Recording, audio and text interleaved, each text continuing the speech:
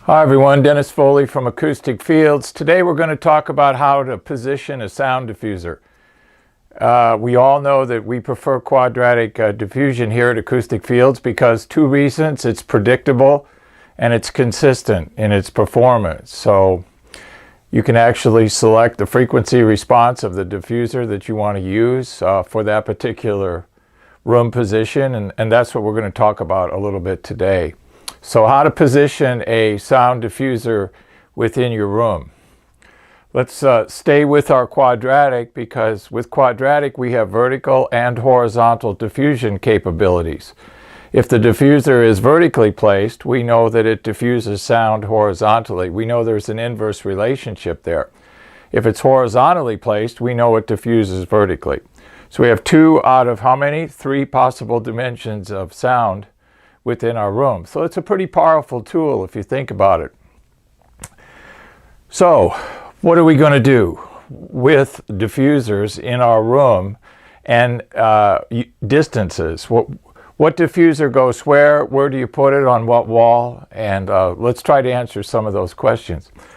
We always have to get back to usage. What is the usage of the room? Because every room's usage determines the positions of the diffusers. Control rooms are different than critical listening rooms. Critical listening rooms are different than voice and live rooms. And all of those rooms are vastly different than home theater. So the first thing we have to do is look at usage. What is the usage of the room? And that'll tell us what kind of diffusers to use and where to put them.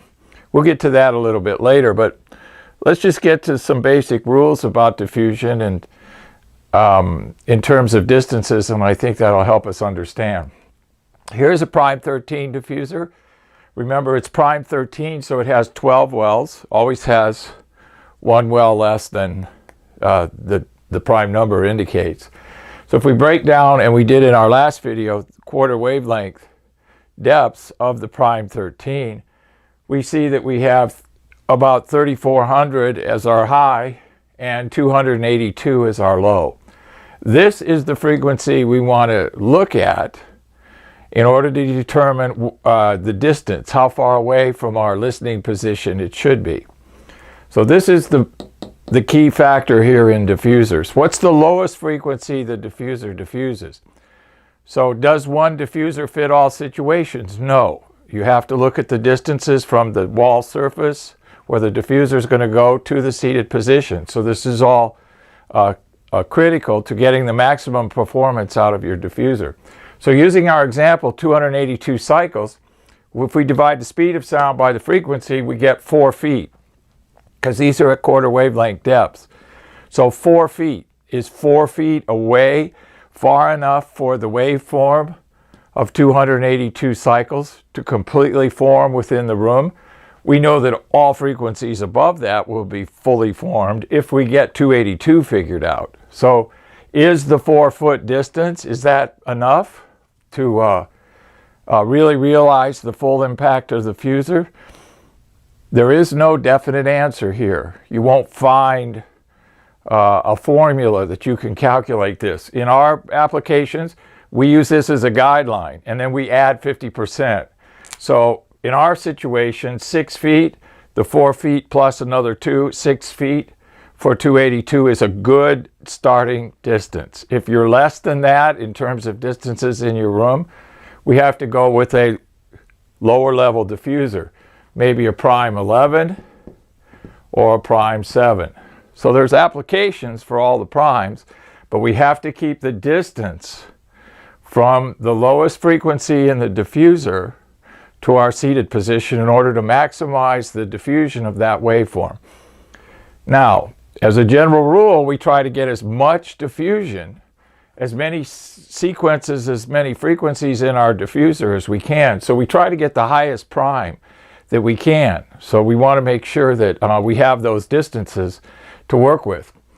If it's a control room, we're probably going to want a absorptive front end and diffusion on the rear wall to prevent the slap back from the rear wall. Home theaters, probably front and rear, maybe just ceiling. It depends on the number of channels, okay?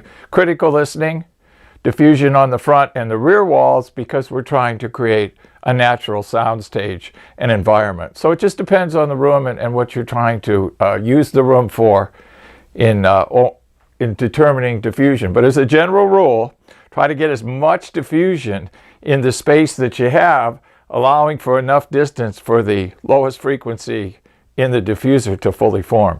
And we use the distance of the wavelength plus another 50% in our calculation. It seems to work really well.